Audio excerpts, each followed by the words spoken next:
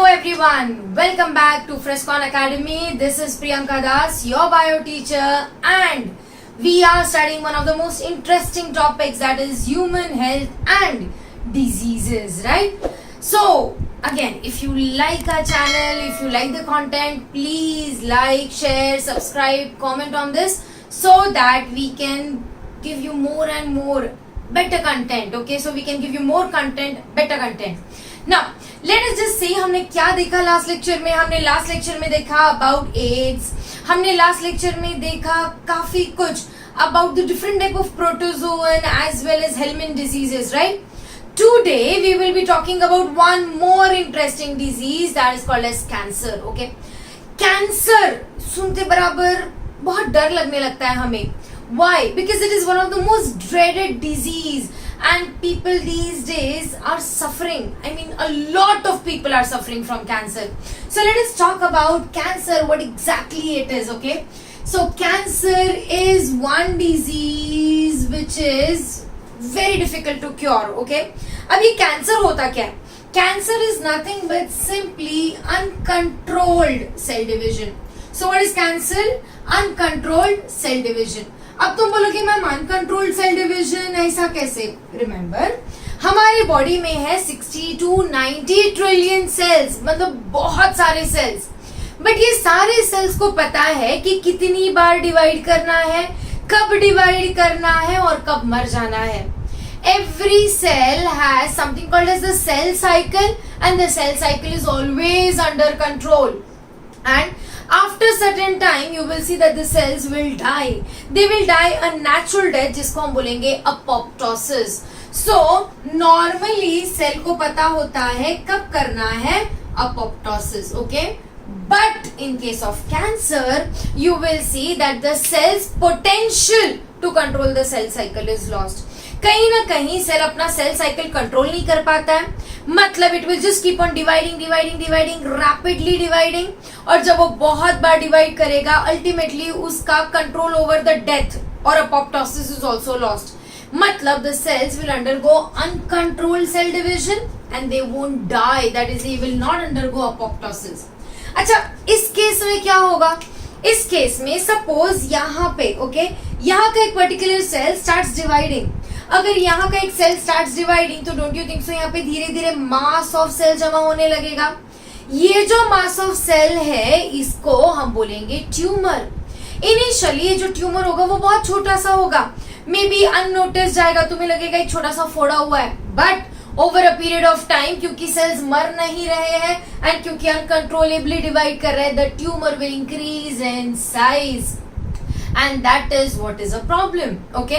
So that uncontrolled cell division is nothing but tumor.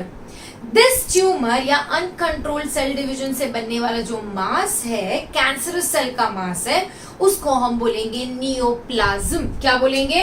Neoplasm. So uncontrolled cell division से जो बनेगा that is neoplasm या फिर neoplastic cells, okay? अब ये भाई अनकंट्रोल्ड सेल डिवीजन से ट्यूमर कैसे बनता है? अंडरस्टैंड, कैंसर होता है because there are some changes in the genetics of the cell. Cell के अंदर का डीएनए कंट्रोल करता है सेल साइकिल को. व्हाट इफ वो जीन, वो पार्ट ऑफ द डीएनए जो सेल साइकिल को कंट्रोल करता है वो ही डैमेज हो जाए? अगर ऐसा जीन डैमेज हो जाए तो the control over the cell cycle will be lost. And what will happen? The cell will continuously divide without undergoing death. Okay. Now let us see normal case में क्या होता है और कैंसर में क्या होता है. Normal cells में you will see that suppose ये एक normal cell है और यहाँ पे भी बहुत सारे normal cells हैं. Now these cells they will undergo mitosis. जब mitosis करेंगे तो this cell will divide. Again this cell will divide, this cell will divide, and ultimately the cells will keep on dividing. The cells will keep on dividing till they come in contact with any nearby cell. जैसे ही cell अपने आसपास किसी भी cell के contact में आ जाएगा तो this will lead to a signaling into the cell. अभी ये सेल, कैन यू सी, हर जगह से it has come in contact with every cell. तो अब ये सेल को एक सिग्नलिंग मिलेगा and this signalling will tell the cell to stop dividing. This potential or this property of the normal cell is called as contact inhibition.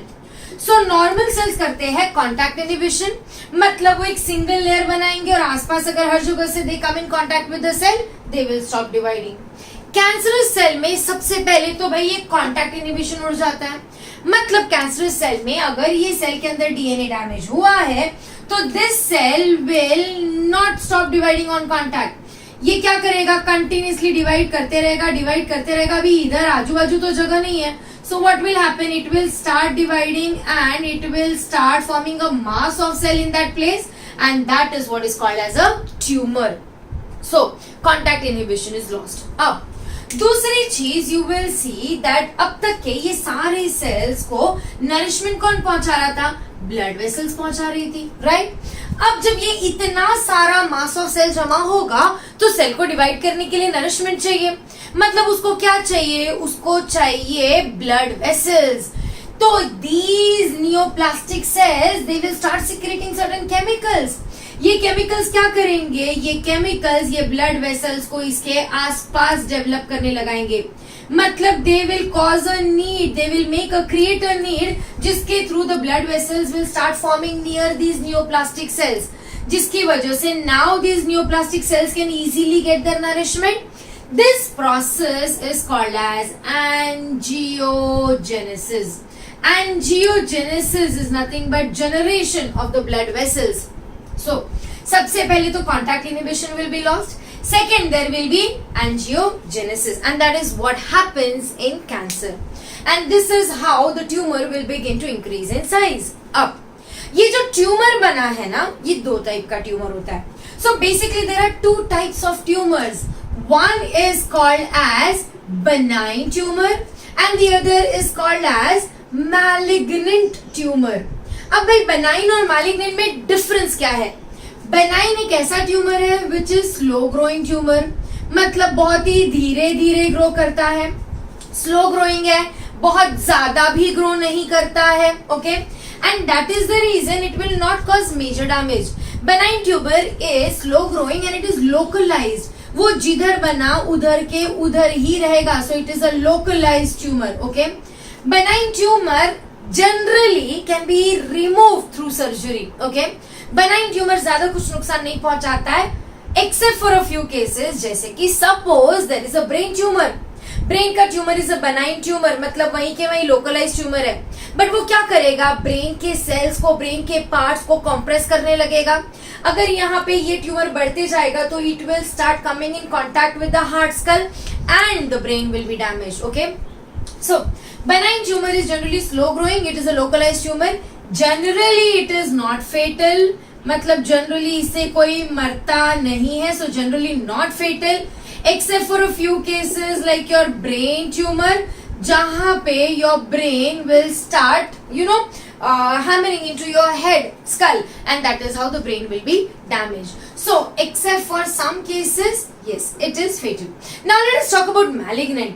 अब malignant में क्या है, मैलिग्नेंट में जो cells are rapidly dividing, they are rapidly dividing, इतना ज्यादा rapidly कि वो बहुत रैपिडली फैलता है, मतलब it will immediately start spreading.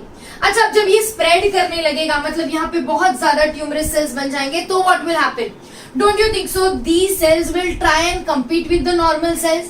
So malignant tumor में since it is rapidly dividing and spreading, you will see it will start competing with the normal cells. For what? Competing with the normal cells for space as well as food and all the vital nutrients which are required for survival, okay. जिसकी वजह से normal cells मरने लगेंगे and that is how it will start damaging the nearby cells as well. Again cancerous cells release a lot of chemicals जो आसपास के cells को damage कर सकते हैं. So there is benign, there is malignant, but malignant tumor ज्यादा खतरनाक है, it is dangerous and generally फेटल.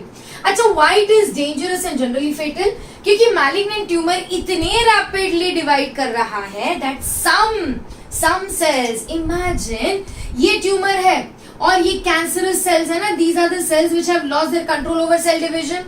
Imagine these cancerous cells, they enter into the blood vessel. अब ये कैंसरस सेल्स ब्लड वेसल में चले गए, तो अब ये ब्लड में चले गए एंड ब्लड के through they can migrate to all the different tissues and organs of the body. This process where the cells, cancerous cells, enter into the blood vessel and migrate to all the parts of the body is called as metastasis. Remember, your malignant tumors are capable of metastasis. अब ये metastasis करके body के हर एक tissue में, organ में इधर उधर चले जाएंगे. They can travel through the blood and the lymph. अब क्या करेगा, किसी भी ऑर्गन में जाकर ये कैंसरस सेल कुछ दिनों के लिए हो सकता है इनएक्टिव रहे, फिर ये डिवाइड करने लगेगा, फिर प्रोलिफरेट करेगा, कॉन्टैक्ट इनहिबिशन नहीं रहेगा, एंजियोजेनेसिस नहीं होगा, मतलब एंजियोजेनेसिस होगा एंड वहां एक नया ट्यूमर बन जाएगा. एक बार तुम्हारा ट्यूमर या तुम्हारा कैंसर मेटास्टासिस करने लग जाए कैंसरस सेल, तो याद रखो अब इनको खत्म करना बहुत मुश्किल है. Now because they are present throughout the body, in each and every part of the body, wherever the blood and lymph is going. Okay, so that is about your benign tumor as well as malignant tumors. Okay, now let us talk about the different type of cancers based on the tissue which they are affecting. So I hope you remember the word contact inhibition, angiogenesis. Normal cells करेंगे contact inhibition and they will die after some time, जिसको बोलेंगे apoptosis. Cancerous cell में ये दोनों भी properties loss हो जाएगी, contact inhibition will be lost.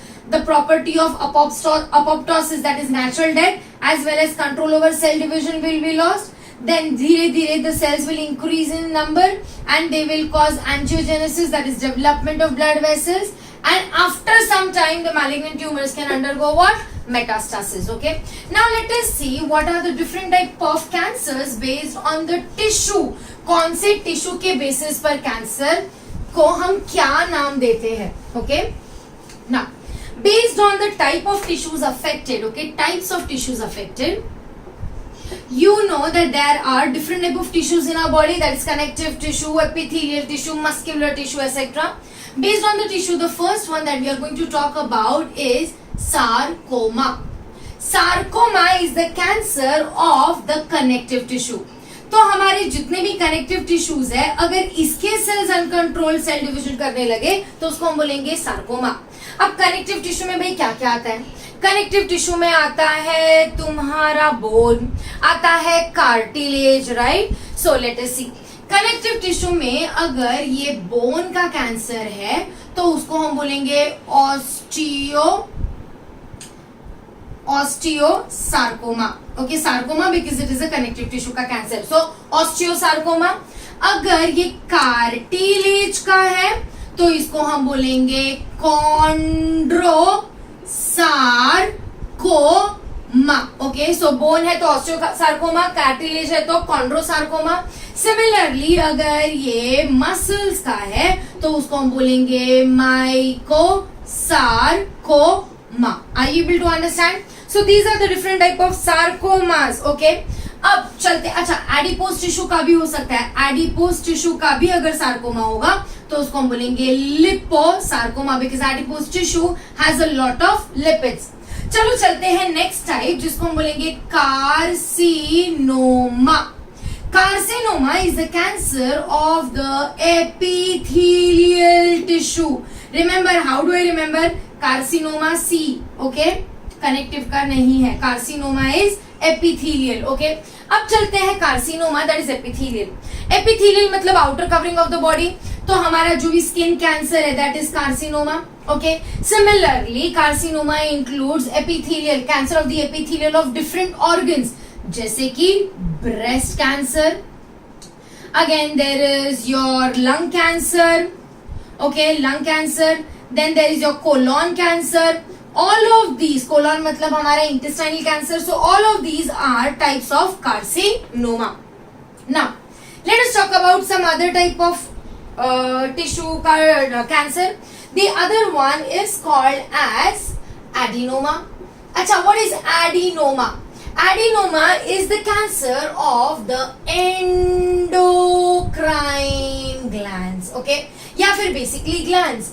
जैसे कि पिट्यूटरी ग्लैंड में अगर कुछ हो जाए तो पिट्यूटरी ग्लैंड के सेल्स अनकंट्रोल्ड डिवीजन करने लगे तो उसको हम बोलेंगे adenoma. So pituitary gland, you must have heard about thyroid gland, adrenal gland, all of these, इनका किसी का भी कैंसर होता है तो it is called as adenoma. Okay, now adenoma, carcinoma, sarcoma के अलावा वी हैव ब्लड कैंसर जिसको हम बोलेंगे ल्यूकेमिया. अब what is leukaemia? Leukaemia is nothing but blood cancer. अब ये ब्लड कैंसर में कौन से सेल्स डिवाइड करेंगे? रिमेंबर, सारे कैंसर में ट्यूमर फॉर्मेशन होगा क्योंकि वो एक जगह पे अनकंट्रोल्ड. बट तुम्हारा ये जो ब्लड कैंसर है भाई, ये तो ब्लड के सेल्स का कैंसर है, कभी ट्यूमर बना सकेगा क्या? नहीं. What will happen that the number of cells in the blood will increase. किसका नंबर बढ़ेगा? WBC का. So ल्यूकेमिया में WBC का number is increased tremendously. Okay? अच्छा, अब कौन कौन से सेल का नंबर बढ़ सकता है? अगर मोनोसाइट्स का बढ़ा तो उसको हम बोलेंगे मोनोसाइटिक कैंसर. इतना समझ में आया? सो मोनोसाइट बढ़ा तो मोनोसाइटिक कैंसर. वैसे ही you can think of mast cells, उनका कैंसर हो सकता है. Okay, lymphoma, that is nothing but okay, so that is basically your leukemia. Okay, now let us talk about one more cancer जिसको हम बोलेंगे lymphoma. What is lymphoma? Lymph मतलब lymphatic vessels. So remember, lymphoma is the cancer of the lymphatic system. Lymphatic system में it is the cancer of lymph vessel.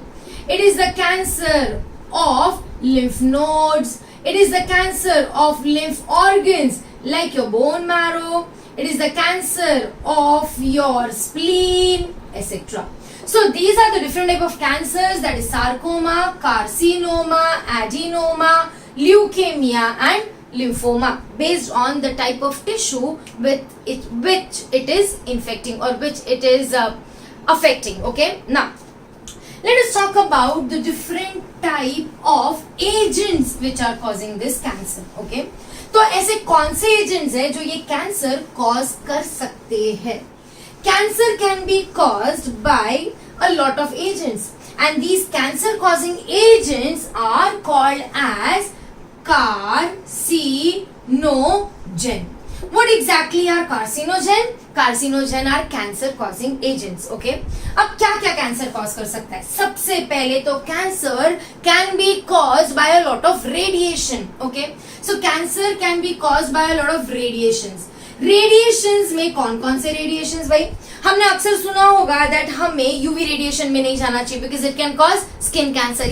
या the ozone depletion can lead to skin cancer because UV radiations can penetrate your body. So understand there are a lot of radiations. तुम कभी किसी के पास x ray निकालने जाते हो, right? तो जब एक्सरे निकालने जाते हो तो तुम देखोगे कि तुम्हें तो एक्सरे मशीन के सामने खड़ा कर दिया, बट एक्सरे निकालने वाला जाकर छुप जाता है. क्यों? Because he is being exposed to X-rays every now and then, and those X-rays are damaging to the body and cause you cancer.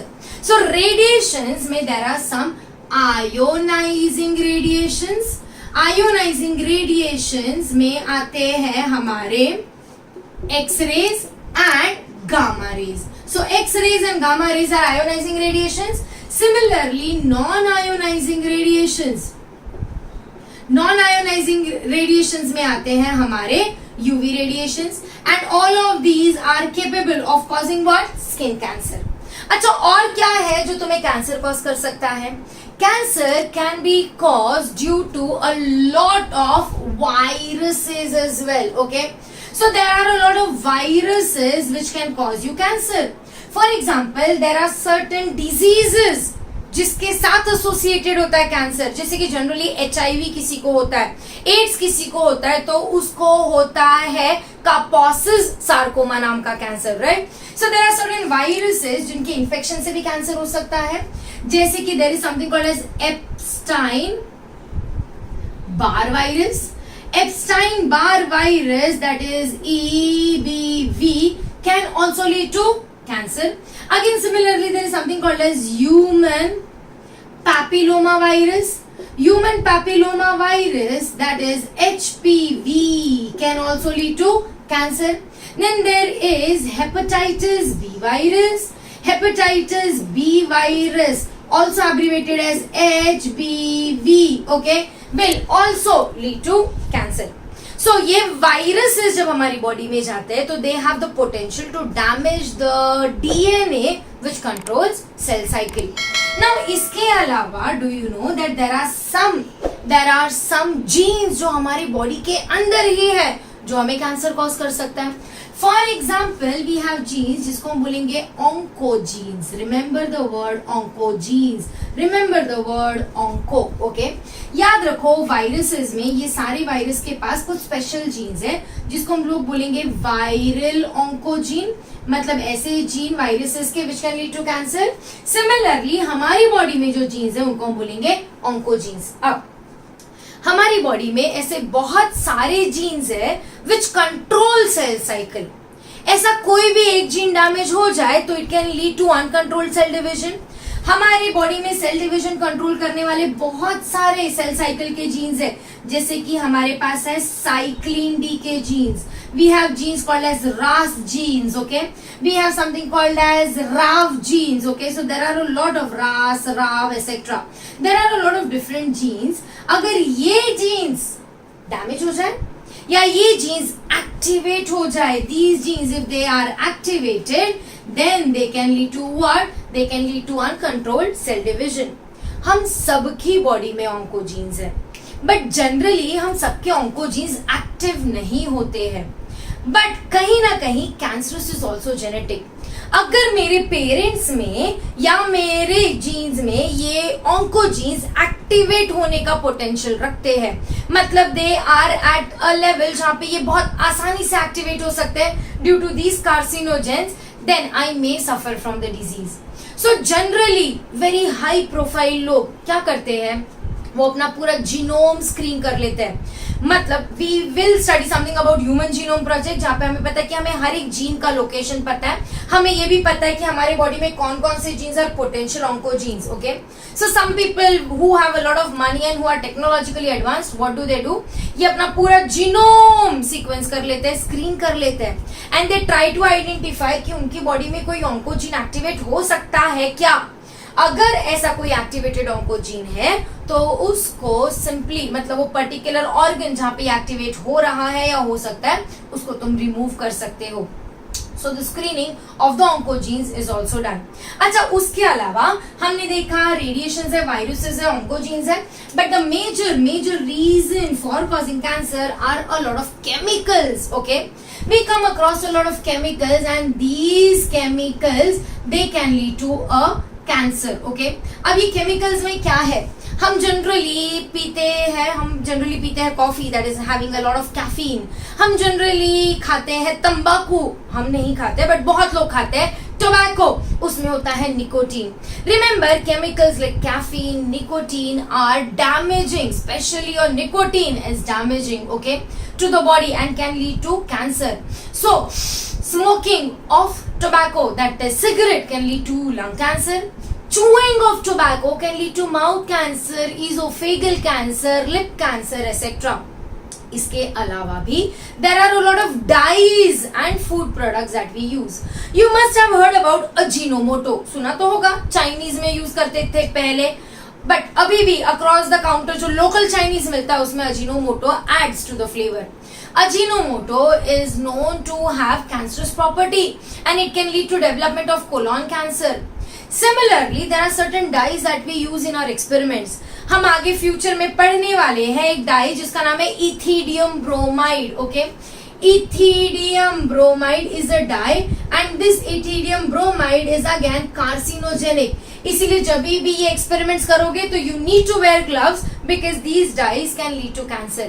But there are many more chemical agents which are carcinogenic and they cause a lot of different type of cancers. Let us just have a quick look at the types of carcinogens and the type of cancer or the organ that is affected, okay.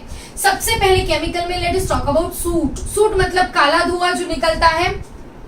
This soot contains a lot of chemicals that can lead to skin as well as lung cancer. अब soot के बाद चलते हैं हमारे कोल टार पर. कोल टार मतलब हमारा डांबर, हमें बहुत मजा आता है खुशबू लेने में, because these are all cyclic polycyclic compounds which have a very good aroma, and generally these aromatic polycyclic compounds are carcinogenic. So coal tar can also lead to skin and lung cancer. Okay, अब ये coal tar में ऐसा क्या chemical है which can lead to skin and lung cancer? It has 3,4-benzo. It has 3,4-benzo pyrene. So 3,4-benzopyrene नाम का chemical है which can cause skin or lung cancer.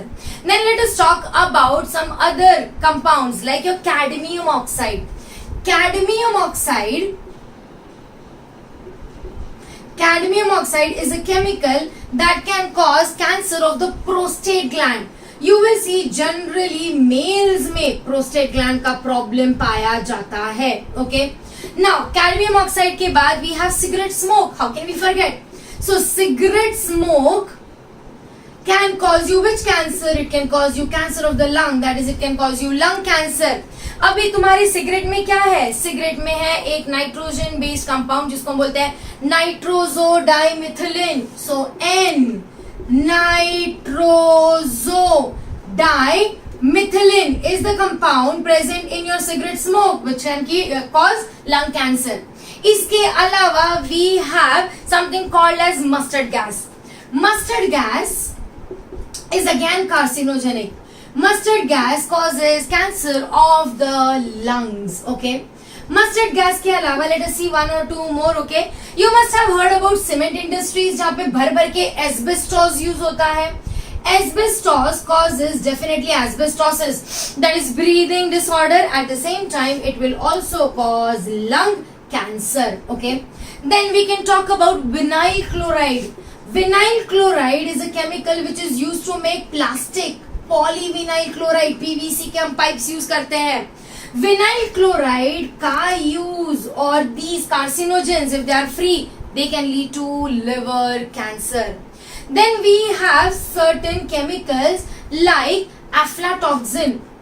Aflatoxin is a chemical जो कि मिलता है हमें एक फंगस से. This fungus is Aspergillus. So Aspergillus नाम का फंगस हमारी बॉडी में aflatoxin रिलीज कर सकता है, and again it can lead to what? Liver cancer.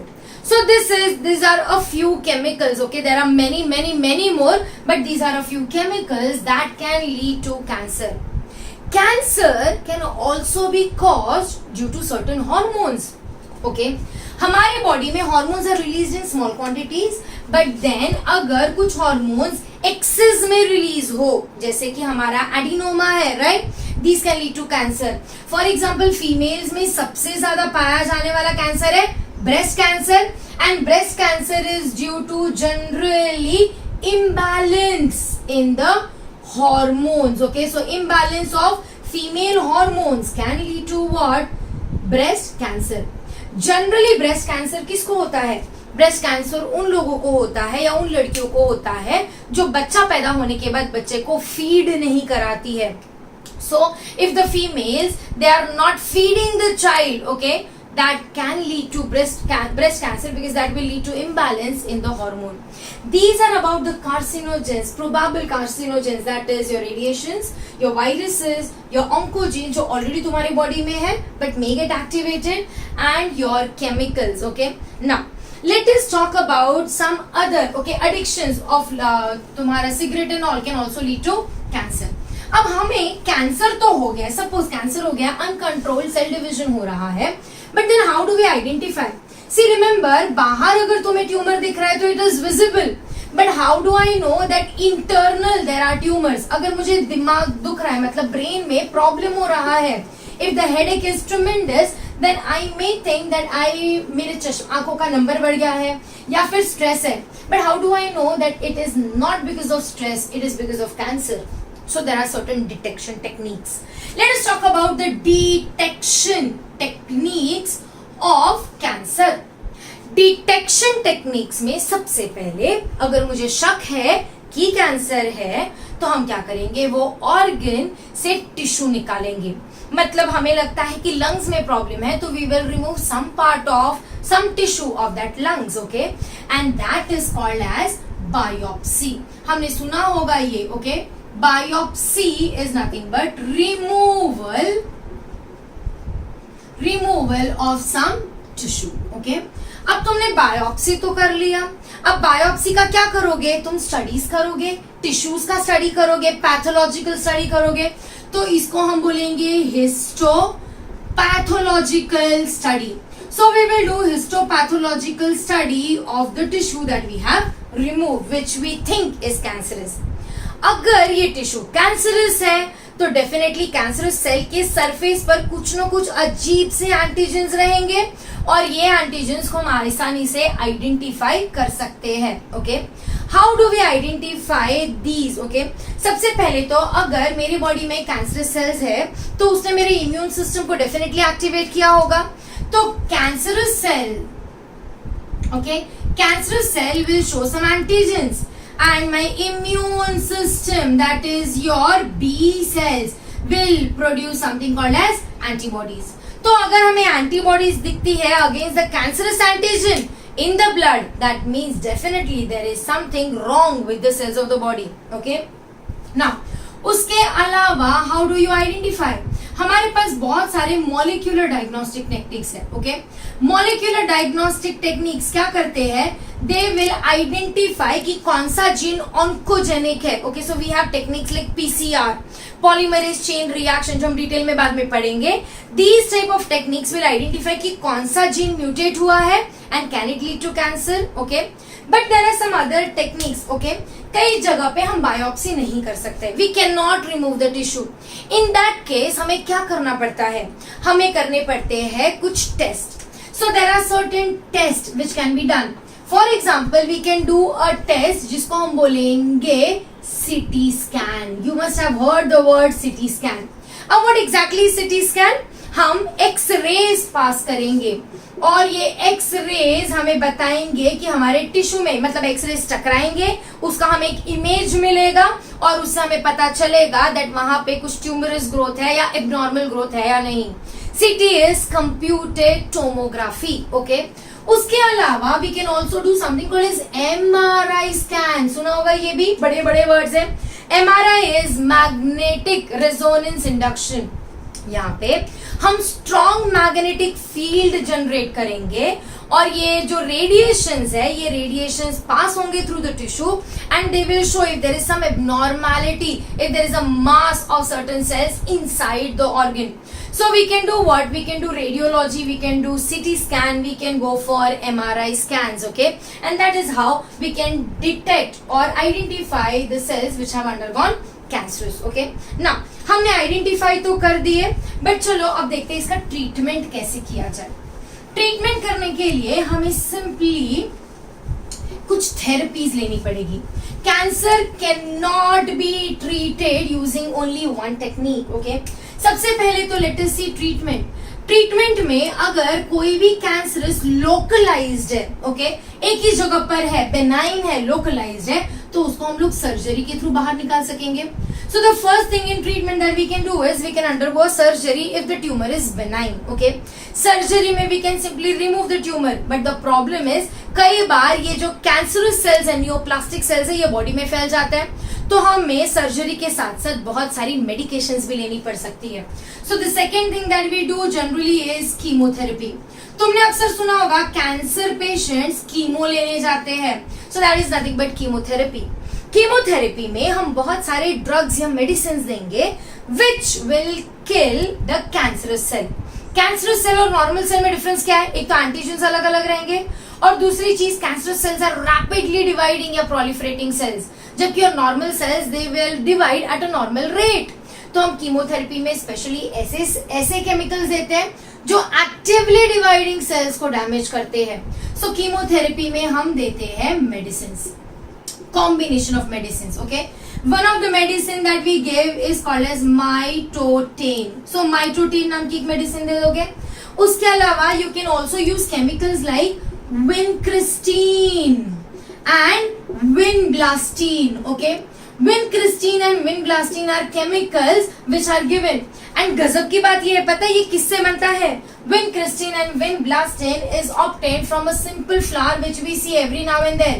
जिसको हम बोलते हैं पेरिविंकल, या vinca rosea, vinca remember vin vin, okay, vinca rosea नाम का प्लांट है जिससे बनता है vincristine and vinblastine which is anti cancerous properties. Similarly soybean, you must have heard about soybean जो हम लोग खाते हैं. Yes, soybean is nothing but your glycine max, उसका साइंटिफिक नेम है. It also has a lot of chemicals which are anti-cancerous. So हम इन सब से मिलाकर बनाते हैं medicines which are given in chemotherapy. अच्छा, कीमोथेरेपी के अलावा we have to give a therapy जिसको बोलेंगे रेडिएशन थेरेपी या radiotherapy. Before we go ahead with radiotherapy, let me just tell you, chemotherapy के बहुत सारे साइड इफेक्ट्स भी है.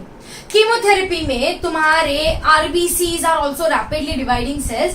जनरली आरबीसीज डैमेज हो जाते हैं जिसकी वजह से होता है अनेमिया. सो कीमोथेरेपी में होगा साइड इफेक्ट में anaemia. At the same time, hair follicles are also very rapidly dividing cells. So these will also be targeted and hair follicles भी झड़ने लगेंगे. So there will be tremendous hair fall. तुमने देखा होगा that generally chemo लेने वाले लोग गंजे हो जाते हैं. Actually hair fall बहुत ज्यादा हो जाता है. So preferably what do you do is you just shave off your head. क्या ये जिंदगी भर गंजे रहेंगे? नहीं. जैसे ही ट्रीटमेंट खत्म हो जाएगा कीमोथेरेपी का असर कम हो जाएगा and they will have their normal hair afterwards. Okay, अब रेडियोथेरेपी में what do we give? We give radiations. We give radiations like X rays, gamma rays या रेडियो एक्टिव मटेरियल की rays which will damage the neoplastic cells but they will not damage the nearby healthy cells. So radiation therapy में हम देते हैं rays. कौन सी rays? We give radioactive rays. Radio active raise या radioactive material से निकलने वाली रेज. एंड ये जनरली हम किससे देते हैं? हम रेडिएशन थेरेपी में यूज करते हैं कोबाल्ट, हम यूज करते हैं इरिडियम.